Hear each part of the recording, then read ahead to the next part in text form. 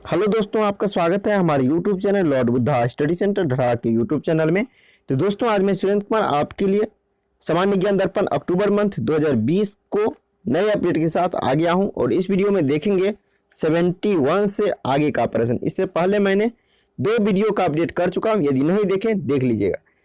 चलिए पहले प्रश्न करते हैं और वीडियो के अंत में आपको चर्चा करूंगा इसके PDF के बारे में। देखिएगा वीडियो को अंत तक। 71 प्रश्न देखिए। जून 2020 में अरब सागर में उठने वाले उष्णकटिबंधीय चक्रवाती तूफान को नाम दिया गया। तो कौन सा नाम दिया गया, इसका जवाब जानते हैं। जवाब है निसर्ग। अगला प्रश्न देखिए। चक्रवात की उत्पत्ति का कारण है। चक्रवात की उत्पत्ति का क्या कारण हो सकता है, चलिए अब जवाब जानते हैं। तो जवाब क्या है, 2 भिन्न तापमान वाली वायु राशियों का मिलना। तो मुख्य कारण क्या है, 2 भिन्न तापमान वाली वायु राशियों का मिलना इसका मुख्य कारण है चक्रवात की उत्पत्ति का। अब अगला प्रश्न देखिए 73 नंबर। तो प्रश्न है चक्रवात की दिशा होती है। तो अब चलिए इसका आंसर जानते हैं। उत्तरी गोलार्ध में घड़ी की सुई के विपरीत ओर और दक्षिण गोलार्ध में घड़ी के विपरीत। अगला प्रश्न देखिए।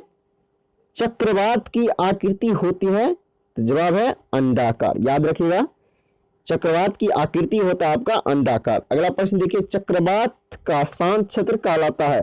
जवाब है चक्षु। अगला प्रश्न देखिए। चक्रवात की आंख एक विशेषता है। जवाब क्या है, तो देखिए जवाब जानते हैं। जवाब है उष्णकटिबंधीय चक्रवात की। अब अगला प्रश्न जानते हैं। टी मापक द्वारा मापन किया जाता है। तो देखिए किसको मापन किया जाता है, तो जवाब क्या है, चक्रवातों की शक्ति का। याद रखिएगा, चक्रवातों की शक्ति का मापन किया जाता है। अब अगला प्रश्न देखिए। अगला प्रश्न है फिलीपींस, जापान तथा चीन सागर में उष्णकटिबंधीय चक्रवाती तूफान आते हैं, इसको क्या कहा जाता है। तो चलिए अब जवाब जानते हैं। इसको कहते हैं टाइफून। क्या कहते हैं, टाइफून। अगला प्रश्न देखिए। उष्णकटिबंधीय चक्रवातों को ऑस्ट्रेलिया में जाना जाता है। तो ऑस्ट्रेलिया में किस नाम से जाना जाता है, चलिए इसका आंसर जानते हैं। जवाब क्या है, बीली के नाम से जाना जाता है। अगला प्रश्न देखिए। चक्रवातों की उत्पत्ति से संबंधित ध्रुवीय वाताग्र सिद्धांत का प्रतिपादन किया। तो चलिए किनके द्वारा किया गया, तो इनका नाम जानते हैं, जे वर्कनीज। जवाब क्या है, जे वर्कनीज के द्वारा चक्रवातों की उत्पत्ति से संबंधित ध्रुवीय वाताग्र सिद्धांत का प्रतिपादन किया गया। अब चलिए आगे का जो प्रश्न है आपका बाल विकास एवं शिक्षा शास्त्र से है। चलिए अब इसको करेंगे। और दोस्तों, इससे पिछले वीडियो में आपको 2 प्रश्न छूट गया था, उसको भी वीडियो के अंत में करवा देंगे। तो आपको देखना है वीडियो कंप्लीट। प्रश्न अगला है, क्या है दोस्तों, व्यवहार के कारण व्यवहार में कोई भी परिवर्तन अधिगम है, ऐसा कहा गया है। तो चलिए किनके द्वारा कहा गया है, जवाब है गिलफोर्ड। याद क्या रखिएगा दोस्तों, गिलफोर्ड के द्वारा कहा गया। अगला प्रश्न, प्राकृतिक संसाधनों का अधिगम में प्रयोग करने के लिए छात्रों में किस विकास की आवश्यकता होती है। तो जवाब इसका क्या होगा, सृजनात्मक विकास आपका जवाब है। अगला प्रश्न देखिए। बालक द्वारा राजा, चोर एवं सिपाही की भूमिका का निर्वहन करना एवं उनकी गतिविधियों को सीखना निर्भर करता है। तो किस पर निर्भर करता है, जवाब जानते हैं, सृजनात्मक विकास पर। किस पर निर्भर करता है, सृजनात्मक विकास पर निर्भर करता है। अब देखिए अगला प्रश्न है आपका, कौन सी संस्था भाषाई तथ्यों को सीखने में बालक की सहायता करती है। तो इसका आप जवाब जानते हैं, समुदाय एवं घर, विद्यालय एवं परिवार, सामाजिक एवं आर्थिक स्थिति, ये सब निर्भर करता है। अगला प्रश्न देखिए 85 नंबर। समान भाषाई अधिगम की स्थिति में बालक लगभग 200 से 225 तक शब्द किस आयु वर्ग में सीखता है। तो दोस्तों इसमें आपको जवाब जानते हैं 2 वर्ष के बच्चों को 200 से 225 शब्द तक आयु के वर्ग में क्या करता है, उसमें सीखता है। अगला प्रश्न देखिए, किशोरावस्था में बालकों द्वारा समायोजन की प्रक्रिया को सीखने की दोस्तों क्या है, अस्थिरता का समावेश होने का कारण है। तो चलिए अब इसका जवाब जानते हैं। जवाब क्या है, संवेगों की तीव्रता, संवेगों की तीव्रता के कारण हो जाता है। अब अगला प्रश्न देखिए, अगला प्रश्न है आपका, सामूहिक व्यवहार को बालक प्रथम रूप में सीखता है। तो इसका जवाब क्या होगा, जवाब है शैशवावस्था के अंत में, शैशवावस्था के अंत में सीखता है। अगला प्रश्न, बालक अपनी क्रियाओं को परिणाम के आधार पर सीखने का प्रयास किस अवस्था में करता है। तो दोस्तों इसका जवाब क्या होगा, जवाब हो जाएगा 5 से 6 वर्ष, 5 से 6 वर्ष के आसपास में। अगला प्रश्न देखिए, प्रश्न आपको मुनरो के अनुसार चरित्र में समावेश होता है। तो इसका जवाब क्या होगा, जवाब है अस्थायित्व का एवं सामाजिक निर्णय लेने का, अस्थायित्व का एवं सामाजिक निर्णय लेने में। चलिए अगला प्रश्न आपका है 90 नंबर। तो चलिए इसको करते हैं। तो प्रश्न आपका कहता है, एक बालक को धन की आवश्यकता होने पर पिता से धन मांगता है, इसके लिए उपेक्षा मिलने पर वह धन कमाने के लिए विभिन्न कौशलों को सीखने लगता है। इस कार्य में किस संवेग का योगदान होता है। तो चलिए अब जवाब जानते हैं। जवाब है आत्म अभिमान, आत्म अभिमान इसका जवाब हो जाएगा। अगला प्रश्न देखिए, तो देखिए ये है आपका 91 नंबर प्रश्न। तो इसको करते हैं, किसी कक्षा में शिक्षक की संप्रेषण की प्रभावशीलता का पता लगाया जा सकता है। तो चलिए इसका जवाब जानते हैं। जवाब क्या हो जाएगा, अभिवृत्ति सर्वेक्षण का निष्पादन रिकॉर्ड एवं विद्यार्थियों की उपस्थिति के द्वारा। तो चलिए अब करते हैं 92 नंबर प्रश्न। चलिए प्रश्न है आपका, संचार प्रक्रिया का आवर्धन होता है। तो किसके द्वारा आवर्धन होता है। तो जवाब जानते हैं, परस्पर संबंध स्थापित करने से, सुरक्षा विकल्पों की चयन करने की स्वतंत्रता द्वारा, आपस में बिना किसी दबाव के अनौपचारिक ढंग से मिलने के द्वारा। अगला प्रश्न देखिए, एक प्रभावी संप्रेषण में किस बात की प्राथमिकता दी जाती है। तो चलिए इसमें किसकी प्राथमिकता दी जाती है, इसका जवाब जानते हैं। संप्रेषण के उद्देश्यों का विशिष्टीकरण करना, ये आपको क्या होता है, उसमें इसकी प्राथमिकता, विशिष्टीकरण की प्राथमिकता दी जाती है। अगला प्रश्न देखिए, संप्रेषण की युक्ति प्रचार करने से पूर्व सूचना एकत्र करना कहलाता है। तो जवाब क्या हो जाएगा, जवाब है अभिमत। क्या कहलाता है, अभिमत कहलाता है। अगला प्रश्न देखिए, संचार प्रक्रिया में प्राप्तकर्ता वह व्यक्ति होता है। तो कौन सा व्यक्ति होता है, प्राप्तकर्ता। इसका जवाब जानते हैं, जिसे संदेश भेजा जाता है, जिसे संदेश भेजा जाता है वह क्या होता है, संचार प्रक्रिया में प्राप्तकर्ता का रूप लेता है। अगला प्रश्न देखिए 96 नंबर, वह संचार जो संस्था के विभिन्न विभागों के विभिन्न स्तरों पर कार्यरत अधिकारियों एवं कर्मचारियों के बीच होता है कहलाता है। तो क्या कहलाता है, जवाब क्या होगा, जवाब हो जाएगा विकर्णीय संचार कहलाता है, विकर्णीय संचार कहलाता है। अब देखिए अगला प्रश्न, यदि एक शिक्षक का उत्तम संप्रेषणकर्ता मान लिया जाए तो उसका कर्तव्य यह होना चाहिए कि। तो चलिए उनका कर्तव्य क्या होना चाहिए, इसका जवाब जानते हैं। तो जवाब हो जाएगा, वह छात्रों में चिंतन का संचार करे, वह छात्रों में चिंतन का संचार करे। अब देखिए अगला प्रश्न है 98 नंबर प्रश्न है आपका, एक कक्षा में संप्रेषण के मार्ग में सबसे बड़ा व्यवधान है। तो कौन सा सबसे बड़ा व्यवधान है, इसका जवाब जानते हैं। जवाब है कक्षा में अधिकतम शोर, कक्षा में अधिकतम शोर। अगला प्रश्न देखिए, संचार प्रक्रिया में प्रतिक्रिया देने से तात्पर्य है, प्रतिक्रिया देने से तात्पर्य क्या है। तो चलिए अब जवाब जानते हैं इसका, एक संदेश के प्रति अपनी समझ की पुष्टि करना, एक संदेश के प्रति अपनी समझ की पुष्टि करना। अगला प्रश्न देखिए, संप्रेषण प्रक्रिया के प्रक्रम में अंतिम चरण है। तो जवाब क्या होगा? जवाब हो जाएगा आपका प्रतिपुष्टि। जवाब क्या हो जाएगा? जवाब हो जाएगा प्रतिपुष्टि, आपका जवाब हो जाएगा। अब देखिए आपका खेल कूद से प्रश्न दिया गया है, 101 नंबर प्रश्न को देखना है। प्रश्न है आपका, कॉक्स शब्द संबंधित है। कॉक्स शब्द किससे संबंधित है? जवाब जानते हैं, नौका दौड़ से। अगला प्रश्न देखिए, टेनिस की ग्रैंड स्लैम स्पर्धा में सम्मिलित स्पर्धाएं हैं।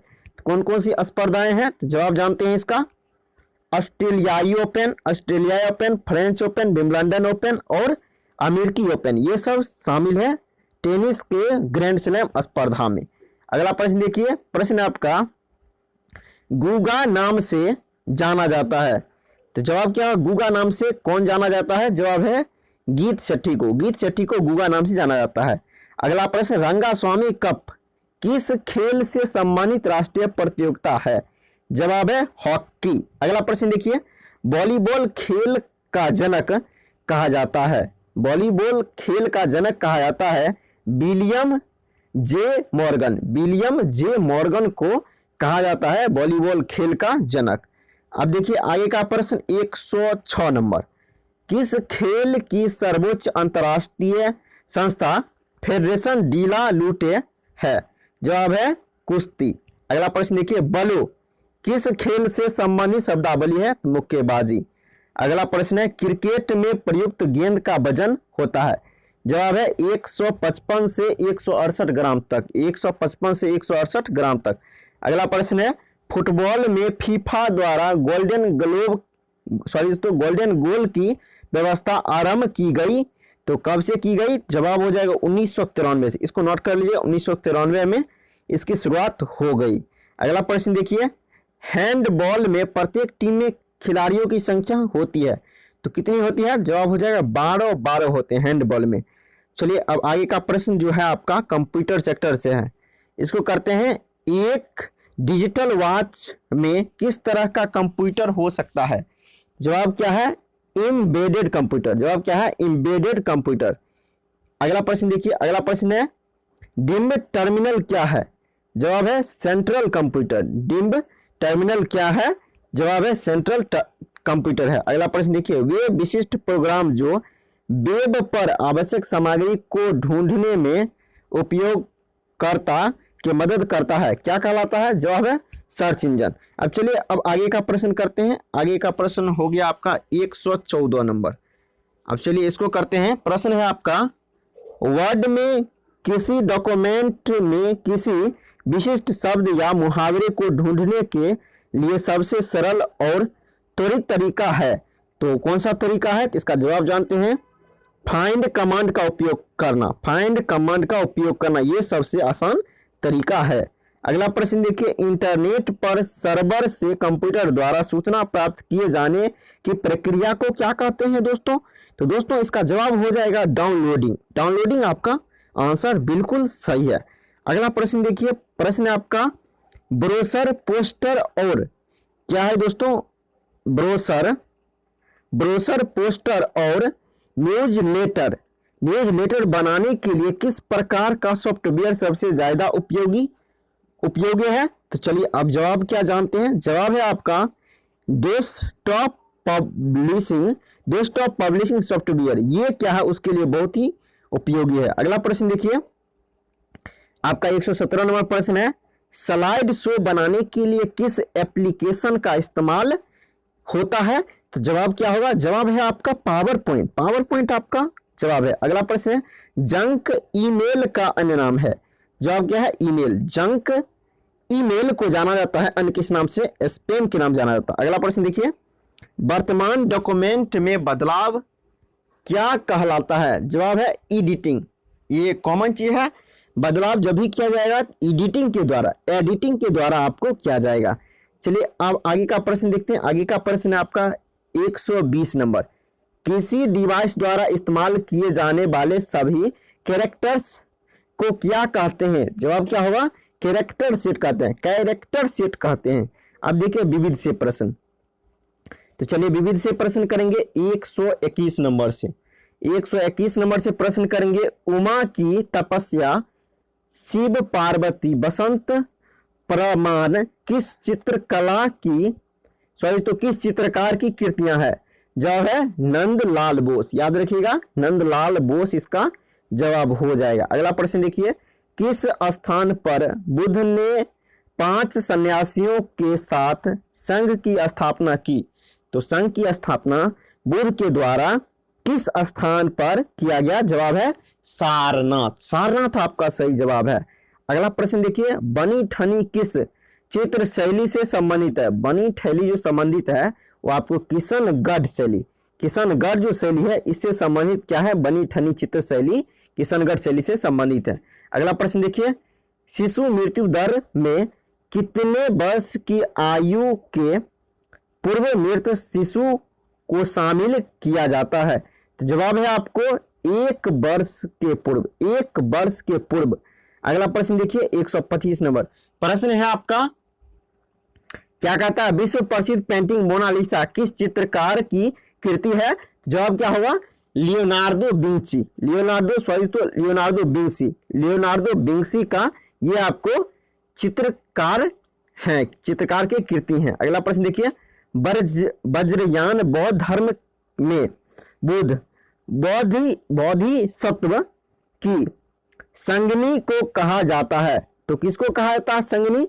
तो अब इसका जवाब जानते हैं। जवाब क्या हो जाएगा? तारा। जवाब क्या है? तारा आपका जवाब हो जाएगा। आगे का प्रश्न देखते हैं। आगे का प्रश्न 127 नंबर 127 नंबर प्रश्न है, न्यूटन के गति का प्रथम नियम को कहते हैं? तो उसको अन्य किस नियम जानते हैं? तो जड़त्व के नियम से उसको जाना जाता है। अब चलिए 128 नंबर प्रश्न, राष्ट्रीय जनसंख्या आयोग किस मंत्रालय के अधीन है? तो इसका जवाब क्या होगा? जवाब है आपका स्वास्थ्य मंत्रालय। क्या जवाब है दोस्तों? स्वास्थ्य मंत्रालय का अधीन है। अगला प्रश्न देखिए, प्रश्न है आपका, संविधान के प्रारूप पर अंतिम वाचन समाप्त हुआ था। तो अंतिम वाचन कब समाप्त हुआ था?